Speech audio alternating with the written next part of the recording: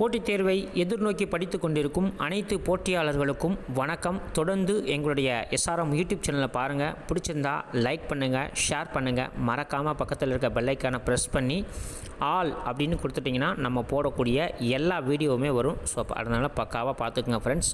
போன ஆடியோவில் ஒரு வினா கேட்டிருந்தேன், அதற்கு ரொம்ப சிறப்பாக பதில் சொன்ன அனைவருக்கும் வாழ்த்துக்கள். இப்பொழுது அதற்கான விடைகளை நம்ம பார்க்க போகிறோம்.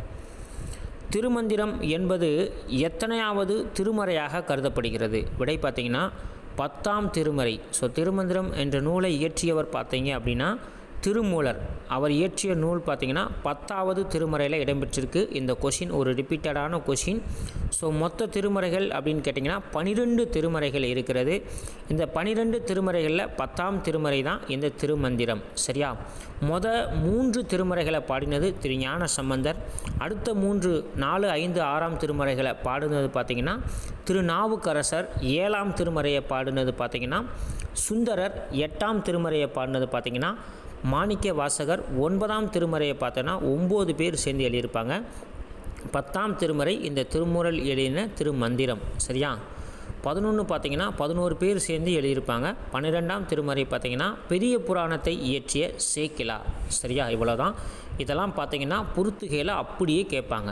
சரியா? பக்காவாக ஞாபகம் வச்சுக்கோங்க. ரொம்ப எளிமையாக படிச்சுக்கலாம். திரும்ப படிங்க, நிச்சயமாக உங்களுக்கு எளிமையாக ஞாபகம் வரும். சரியா? நீங்கள் படிக்கத்தான் ஒன்றை கற்றுக்கிற முடியும். ஸோ தொடர்ச்சியாக படிங்க. என்றைக்குமே சோர்ந்து போகாமல் படிங்க. ஒரு தேர்வு அட்டன் பண்ணிவிட்டு ஃபெயில் ஆகிட்டீங்க அப்படின்னு சொல்லி ஃபீல் பண்ணாதீங்க. அதே மாதிரி இன்னொரு தேர்வு இருக்குன்றதை நீங்கள் மனசில் வச்சு படிங்க. அடுத்த தேர்வில் நிச்சயமாக நம்ம என்ன மிஸ்டேக் பண்ணமோ அதை கண்டுபிடிச்சி அடுத்த தேர்வில் நம்ம எப்படி ஜெயிக்க முடியும், அதற்கு ஜெயிப்பதற்கான வழி என்ன அப்படின்ற வழியை தேடி போங்க.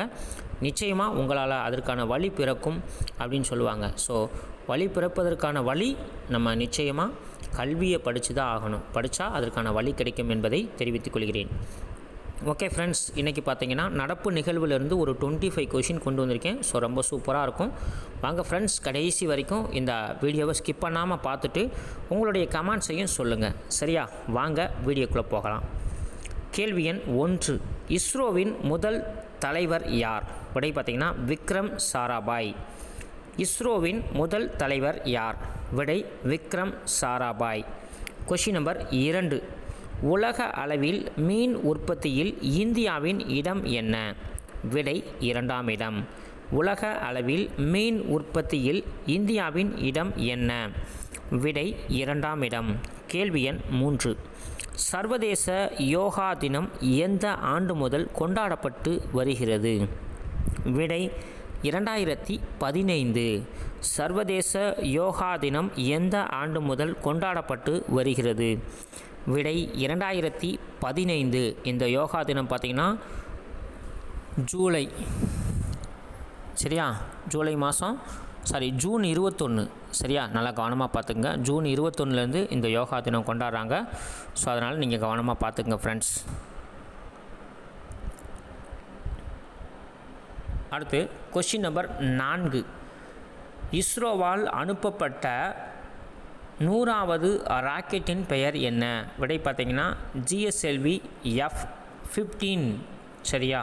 இஸ்ரோவால் அனுப்பப்பட்ட 100வது ராக்கெட்டின் பெயர் என்ன? விடை பார்த்திங்கன்னா GSLV F-15. கொஷின் நம்பர் 5, தற்போது இஸ்ரோவின் தலைவராக பணியாற்றி வரும் நாராயணன் என்பவர் இஸ்ரோவின் எத்தனையாவது தலைவராக தேர்வு செய்யப்பட்டார்? விடை பார்த்திங்கன்னா 11வது தலைவர். தற்போது இஸ்ரோவின் தலைவராக பணியாற்றி வரும் நாராயணன் என்பவர் இஸ்ரோவின் எத்தனையாவது தலைவராக தேர்ந்தெடுக்கப்பட்டார்? விடை பார்த்திங்கன்னா 11வது தலைவர். கொஷின் நம்பர் 6, சிங்கப்பன் சிறப்பு அதிரடிப்படை தமிழ்நாட்டு முதல்வர் ஜோசப் விஜய் அவர்களால் எந்த நாள் தொடங்கி வைக்கப்பட்டது? விடை ஜூன் 9, 2026. சிங்கப்பன் சிறப்பு அதிரடிப்படை தமிழ்நாடு முதல்வர் ஜோசப் விஜய் அவர்களால் எந்த நாள் தொடங்கி வைக்கப்பட்டது? விடை ஜூன் 9, 2026. அடுத்து பார்த்திங்கன்னா கொஷின் நம்பர் 7, இந்தியாவின் 100வது ராம்சார் தலமாக அறிவிக்கப்பட்ட பறவைகள் சரணாலயம் எது? விடை ஜெயப்பிரகாஷ் நாராயணன் பறவைகள் சரணாலயம். இந்தியாவில் 100வது ராம்சார் தலமாக அறிவிக்கப்பட்ட பறவைகள் சரணாலயம் எது? விடை ஜெயப்பிரகாஷ் நாராயணன் பறவைகள் சரணாலயம். Question number 8. ஜெயப்பிரகாஷ் நாராயண் பறவைகள் சரணாலயம் அமைந்துள்ள இந்திய மாநிலம் எது? விடை உத்தரப்பிரதேசம். ஜெயப்பிரகாஷ் நாராயண் பறவைகள் சரணாலயம் அமைந்துள்ள மாநிலம் எது? விடை உத்தரப்பிரதேசம். Question number 9. இந்தியாவின் 97வது கிராண்ட் மாஸ்டராக தேர்வு செய்யப்பட்டவர் யார்? விடை ஜிபி ஹர்ஷ்வர்தன். இந்தியாவின் 97வது கிராண்ட் மாஸ்டராக தேர்வு செய்யப்பட்டவர் யார்? விடை ஜிபி ஹர்ஷவர்தன். அடுத்து கொஷின் நம்பர் 10. எந்த மாநிலத்தின் சிர்சா சினானோ பழத்திற்கு புவிசார் குறியீடு வழங்கப்பட்டது? விடை பார்த்திங்கன்னா ஹரியானா. நல்லா கவனமாக பார்த்துங்க. எந்த மாநிலத்தின் சிர்சா சினானோ பழத்திற்கு புவிசார் குறியீடு வழங்கப்பட்டது? விடை ஹரியானா. Question number 11. இந்தியாவின் 5வது நீளமான நதி எது? விடை நர்மதா. இந்தியாவின் 5வது நீளமான நதி எது? விடை நர்மதா. Question number 12. தமிழ்நாட்டின் மிக நீளமான நதி எது? விடை காவிரி. தமிழ்நாட்டின் மிக நீளமான நதி எது? விடை காவிரி. Question number 13. சந்திராயன் 3 விண்ணில் எந்த ஆண்டு ஏவப்பட்டது? விடை 2023 ஜூலை 14. சந்திராயன் 3 விண்ணில் எந்த ஆண்டு ஏவப்பட்டது?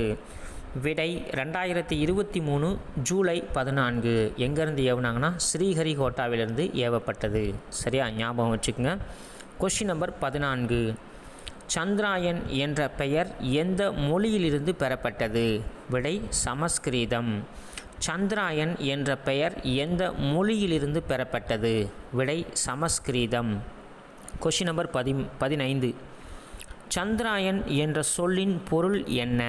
விடை நிலவு வாகனம். சந்திராயன் என்ற சொல்லின் பொருள் என்ன? விடை பார்த்திங்கன்னா நிலவு வாகனம். அடுத்து கொஷின் நம்பர் 16.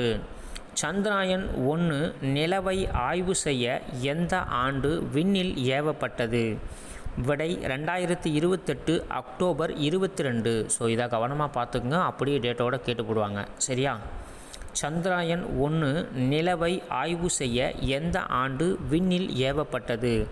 விடை 2008 அக்டோபர் 22. Question number 17. நிலவின் தென்துருவ பகுதியில் தரை இறக்கிய உலகின் முதல் நாடு எது? விடை இந்தியா. நிலவின் தென்துருவ பகுதியில் தரையிறங்கிய உலகின் முதல் நாடு எது? விடை இந்தியா. Question number 18.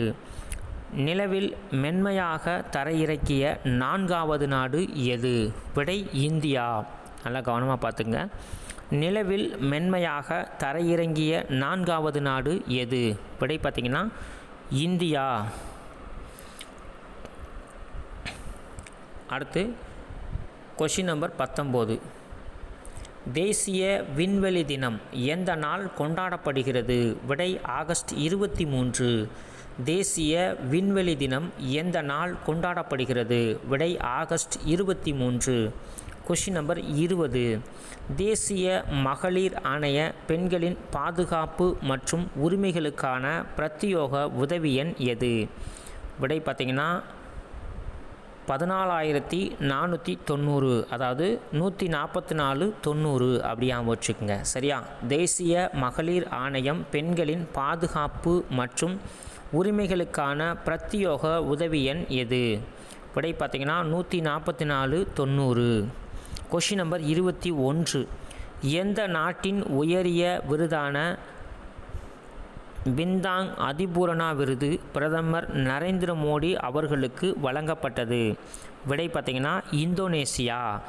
எந்த நாட்டின் உயரிய விருதான பிந்தாங் அதிபூரணா விருது பிரதமர் நரேந்திர மோடி அவர்களுக்கு வழங்கப்பட்டது? விடை பார்த்தீங்கன்னா இந்தோனேசியா. அடுத்து பார்த்தீங்கன்னா கொஷின் நம்பர் 22. இந்தோனேசியா நாட்டின் தலைநகரம் எது? விடை பார்த்தீங்கன்னா ஜகார்த்தா. இந்தோனேசியா நாட்டின் தலைநகரம் எது? விடை பார்த்தீங்கன்னா ஜகார்த்தா. Question number 23. இந்தியாவின் எடிசன் என்று அழைக்கப்பட்டவர் யார்? விடை ஜிடி நாயுடு. இந்தியாவின் எடிசன் என்று அழைக்கப்பட்டவர் யார்? விடை பார்த்தீங்கன்னா ஜிடி நாயுடு. இதற்கு முன்னாடி சங்கரன் அப்படின்னு சொல்லி ஒருத்தவர் இருக்கார். ஸோ அவரையும் நீங்கள் கவனமாக பார்த்துக்குங்க, சரியா? இந்த ஜிடி நாயுடு அவர் பார்த்தீங்கன்னா எந்த மாவட்டத்தை சேர்ந்தவர்னா கோவை மாவட்டத்தை சேர்ந்தவர், சரியா? கவனமாக பார்த்துக்குங்க. Question number 24. ஆதி திராவிடர் நலத்துறையின் புதிய பெயர் என்ன? விடை சமூக நீதித்துறை. ஆதி திராவிடர் நலத்துறையின் புதிய பெயர் என்ன? விடை சமூக நீதித்துறை. கொஷின் நம்பர் 25 ஃபைனல் கொஷின் பார்க்க போகிறோம். தேசிய உணவு பாதுகாப்பு சட்டம் கொண்டு வரப்பட்ட ஆண்டு? விடை 2013. தேசிய உணவு பாதுகாப்பு சட்டம் கொண்டு வரப்பட்ட ஆண்டு? விடை 2013. இந்த கொஷினும் டிஎன்பிசியில் ரிப்பீட்டடாக அதிக முறை கேட்டிருக்காங்க. ஸோ கவனமாக பார்த்துக்குங்க ஃப்ரெண்ட்ஸ். இந்த ஆடியோவை முழுமையாக பார்த்துருப்பீங்க. ஸோ நண்பர்களாகிய உங்களுக்கு பிடிச்சிருக்குன்னு நினைக்கிறேன். ஸோ எந்த அளவுக்கு இந்த வீடியோ இருந்துச்சு அப்படின்றத கமெண்ட்ஸில் சொல்லுங்கள் ஃப்ரெண்ட்ஸ். இன்றைக்கி உங்களுக்கான ஒரு கேள்வி இருக்குது. அந்த கேள்விக்கு மறக்காமல் பதில் சொல்ல முயற்சி பண்ணுங்கள் ஃப்ரெண்ட்ஸ், சரிங்களா? அதாவது பட்டாசே வெடிக்காத ஊர் எது? சரிங்களா? பட்டாசே வெடிக்காத ஊர் எது? இந்த கேள்விக்கு தெரிஞ்சால் பதில் சொல்லுங்கள். அது எந்த ஊர், அது எந்த மாவட்டத்தில் இருக்குது? இந்த ரெண்டையும் முடிஞ்சால் ட்ரை பண்ணி அனுப்புங்க ஃப்ரெண்ட்ஸ். ஏன்னா உங்கள் வாழ்க்கையில் தேடல் ஒன்று இருந்தால் தான் அந்த தேர்வையும் எதிர்கொள்ள முடியும். நீங்கள் என்றைக்கு உங்களுடைய வாழ்க்கையில் தேடல் என்ற ஒன்றை கற்றுக்கொள்ள ஆரம்பிக்கிறீர்களோ அன்றைக்கு நீங்கள் தேடின அரசு வேலையையும் பெற முடியும் என்பதை சொல்லி தொடர்ந்து எங்களுடைய எஸ்ஆர்எம் யூடியூப் சேனலை பார்த்து வரும் அத்துணை நல்ல உள்ளங்களுக்கும் மீண்டும் ஒரு முறை வாழ்த்துக்களையும் நன்றியினையும் தெரிவித்துக் கொள்கிறேன். நன்றி.